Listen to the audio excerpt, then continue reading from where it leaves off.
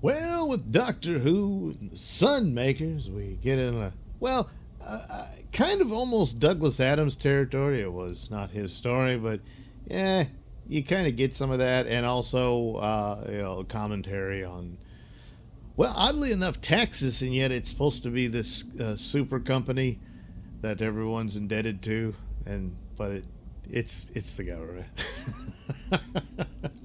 and your inability to pay, and you can never work enough, and all this sort of stuff. It's a constant exploitation, and the only answer is revolution, which they do get, but it's instigated by the Doctor, so he can save Leela and leave. That's about it.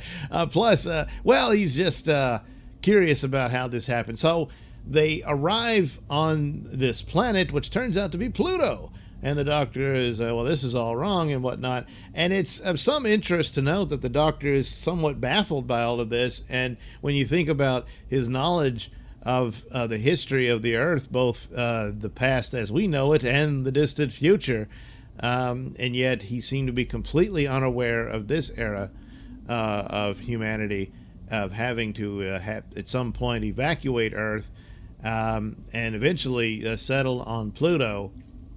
And it turns out this was done by some aliens known as the Userins. I forget exactly how to pronounce it. Who aren't really even humanoid. The main character here, who's the chief of the company here, the Collector, as he's called, who sticks his nose into his mathematics of calculating the profits and whatnot, and done very well. Is the actor playing it was not bald. I've seen some behind-the-scene pictures.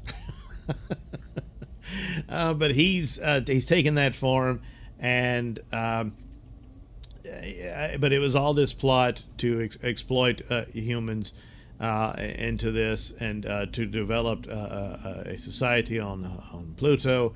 And they did this by forming artificial suns, so that and apparently there's how many did they? It was 6, I believe. And in order to provide the environment for it. Now, you don't get a lot to see. There's some artwork or matte paintings, I guess, of showing, or perhaps models of this gargantuan city, and it's only one of many of where they exist, and they're basically a slave labor. There's different classes of people. They mistake the Doctor for being a member of one of those classes and all of that. But you don't really get a lot of it. And maybe that's a bit of a mistake on their part, I guess, but probably they just couldn't. But, you have to take their word for it. There's that going on. But it's also, you're very much stuck within the complex. You're not even supposed to go out and smell the air. Well, the reason for this is because they're using gases to keep the masses calm. And if they get too far in the wrong place, the gases are changed to a form that can induce fear in you and all that, and keeps them from being able to want to form a revolution or whatnot. Now, there are some rebels who've escaped to the underground area, but they're not so much rebels as they are just criminals. And they survived by stealing from the city and all of that, but of course they end up becoming the army for this, and mostly out of circumstance, instigated by the Doctor and all of that. But once again, Leela is actually doing most of the action. She saves more people than the Doctor does. Even tries to save the Doctor, but it doesn't work out. It's all misunderstanding here. The signals crossed, what have you. But she does, even though she does get captured and tortured and all this stuff. But there's good elements in it. I do like the story. I do see its flaws here and there. Not as bad as some others. And so it does have the interest that, yes, taxation is theft. I don't know that you could actually say it that way today from BBC, but but maybe, I don't know. But still, so yes, the revolution is the only way, and that's what they do. And then, well, after that happens, the Doctor just tells them, well, try to get back to Earth. It's probably regenerated by now. Does he know for sure? Ah, well. And they hop in the TARDIS and leave. So this is one of these things where I was like, maybe should revisit this. Did it work out? Perhaps not,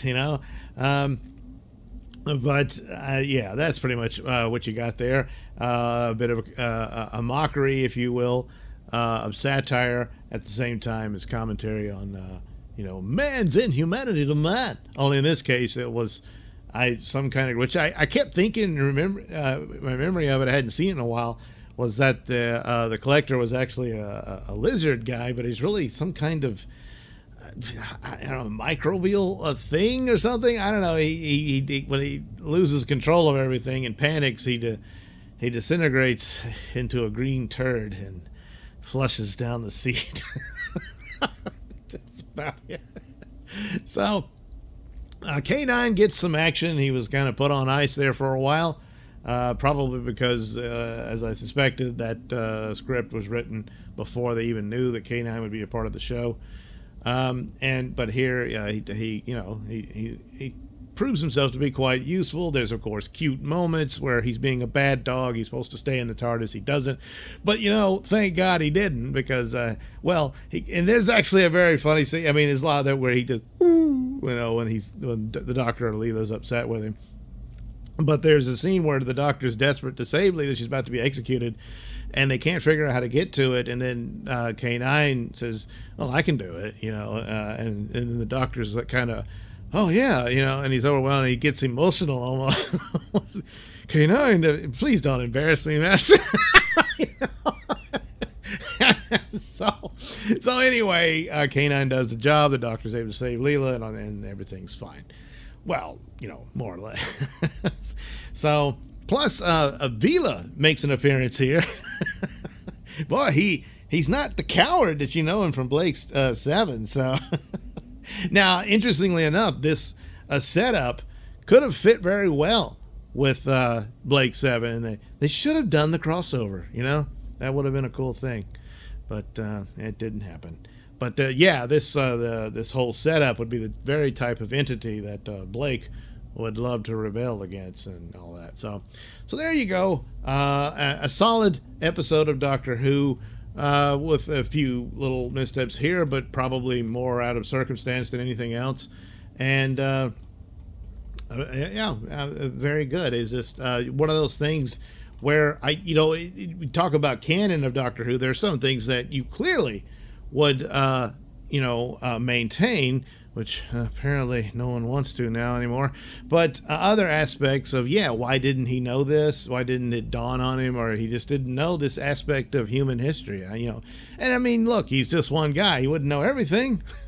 Even though he claims to, but a lot of times he'll go on and on about all what things that are supposed to have happened in the future and all of that, but yet this thing was just pretty drastic here, of relocating to Pluto and creating artificial suns and everything. You'd think he'd have some inkling of that, but no, he didn't. So anyway, Doctor Who and the Sun Makers, they're now out of business. Yeah. But not Doctor. Well, I guess now Doctor Who's out of business, but for the purposes of Classic Who, no, it's still going on, and we'll move on for the next adventure, which gets attacked a lot. And even though I readily acknowledge the flaws of old Doctor Who shows, this one, look, I'm on the side that's a bit unfair, but we'll get to that next time for Underworld. Alright, thank you for watching and listening. Why not like and subscribe, and check out that link description below. That'll take you to my mini stores and have plenty of goodies for you. Hats, mugs, stickers, posters, all that goody stuff. Plus, you can head over to indieplanet.com and pick up a copy of my comic book Night Night. Oh, yeah. Plus, you can also catch my podcast, Mr Nailsin Show, over at RadioMisfits.com. And you can also watch my videos on my channel at BitChute. That's the Mr Nailsin channel on BitChute.